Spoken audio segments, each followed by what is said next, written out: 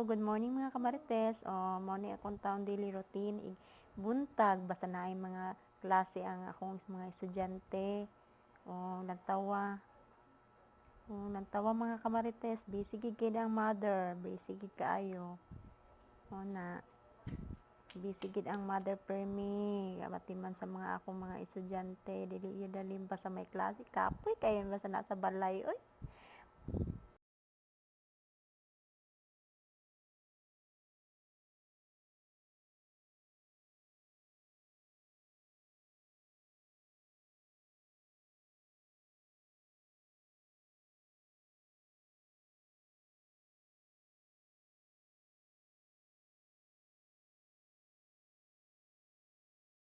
Hello! Good morning mga kamarites!